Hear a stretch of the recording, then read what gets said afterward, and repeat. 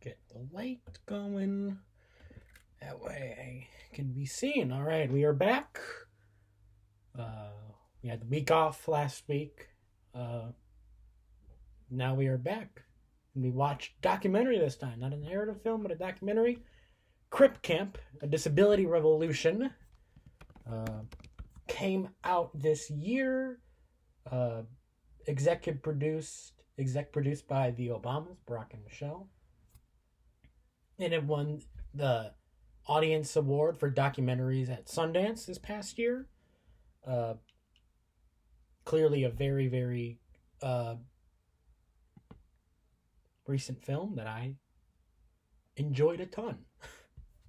Seriously, it was really good. All right, let's get to the questions. What are the lasting effects on your lens on the world as a result of watching this film? No effects, because I've already known this stuff since about seventh, eighth grade when I was uh, not diagnosed. I was diagnosed at 3, but when I was informed that I am on the autism spectrum, and thus started researching about disability rights and the history behind uh, the activism that we needed, and the ADA and the 504 and all the stuff in between.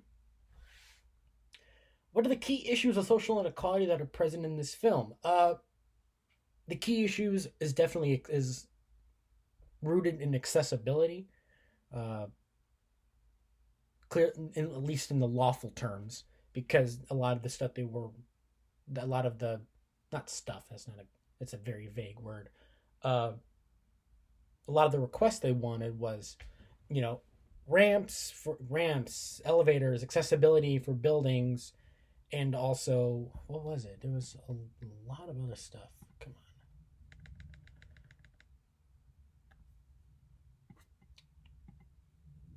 Here we go. Section 504,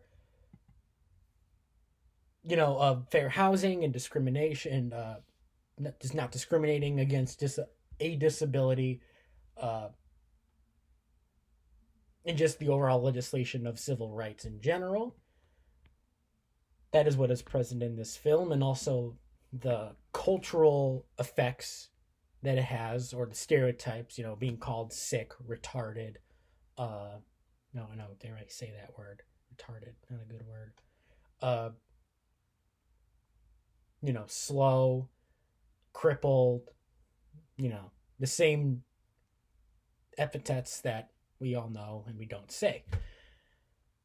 And then also, as well, I would say the people in power scoffing at this idea of disability rights, of you're not discriminated against, well, why do we need to do this? And we want to make these changes because this and that. And that definitely shows the inequality of power, I would say.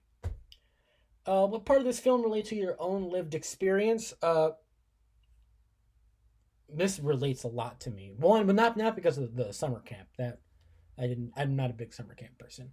Uh, but lived experience. I have dealt with teachers in high school and middle school that were not very cognizant of a 504 plan or an IEP, depending on which one I was on at the time.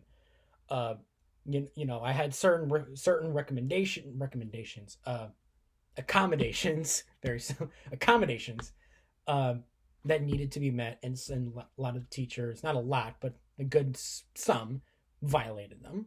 Uh, they tended to be in certain subjects.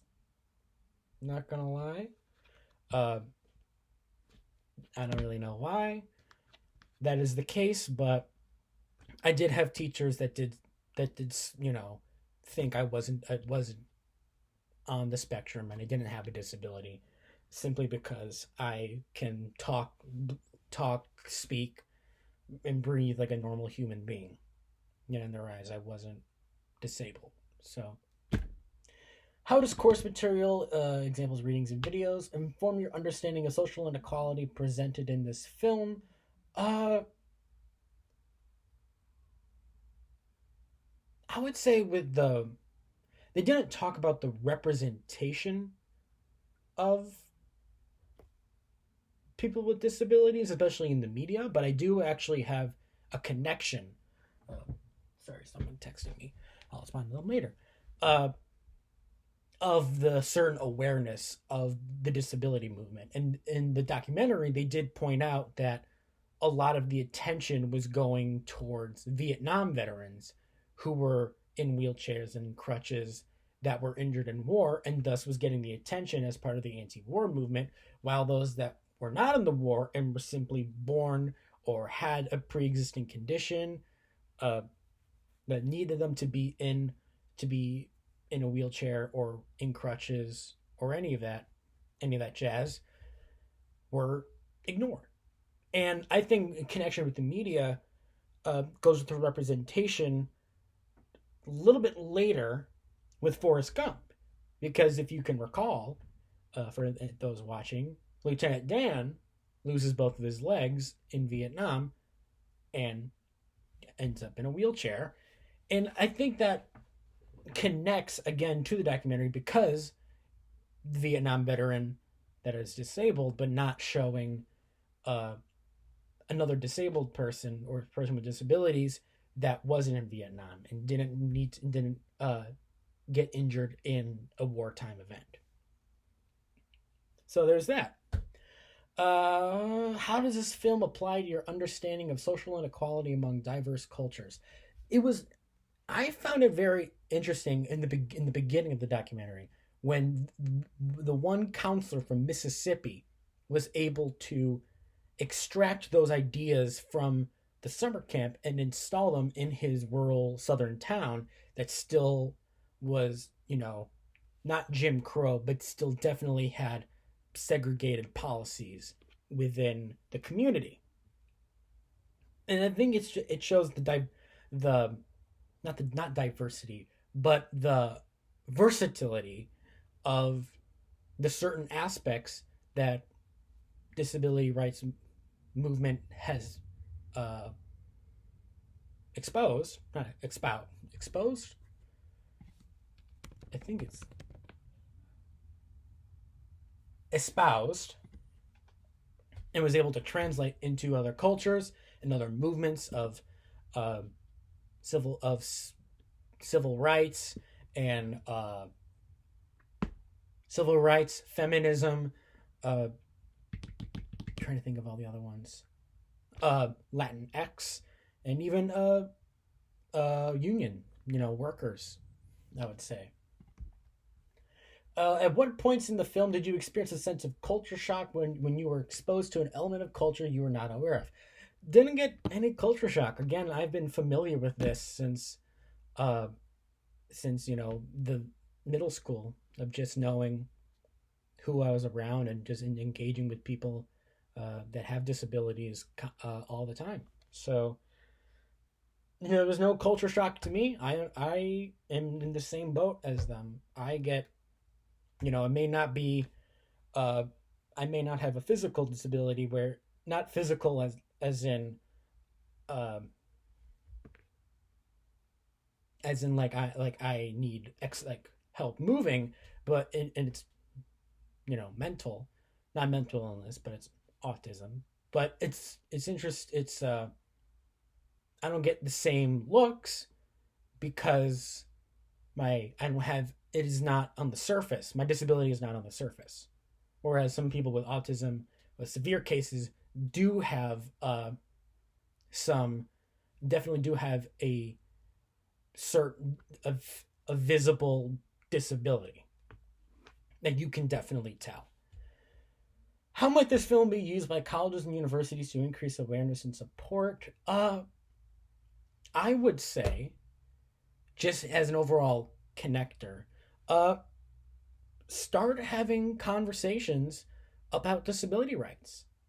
I mean, yeah, I know, having conversations about racism and sexism and feminism and the Black Lives Matter movement and Latinx cultures. Those are all really important. But I've always felt that the disability rights movement has always been marginalized. And I think it's because we feel that we understand them, and as if the ADA was enough. Like, oh, we understand them now. Yay, woo hoo hoo. But in reality, we still don't. A lot of humans that are neurotypical still don't understand us. And I think that's where we got to increase the awareness of the disability rights movement and of its leaders and of the stuff we went through to get what we needed, which is Section 504 and the ADA. And that goes not only for what we have of mental illness with anxiety, depression, and suicidal thoughts, but also with cerebral palsy and Down syndrome and autism and bipolar disorder and schizophrenia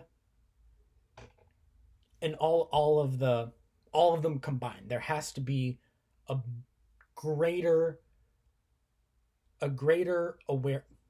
bigger awareness for us in the community.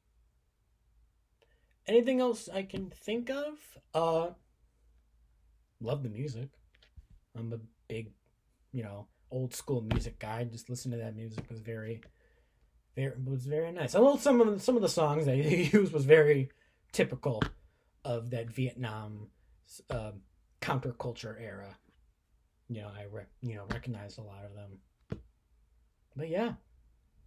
All right. That is all my thoughts. Peace out. See you next week.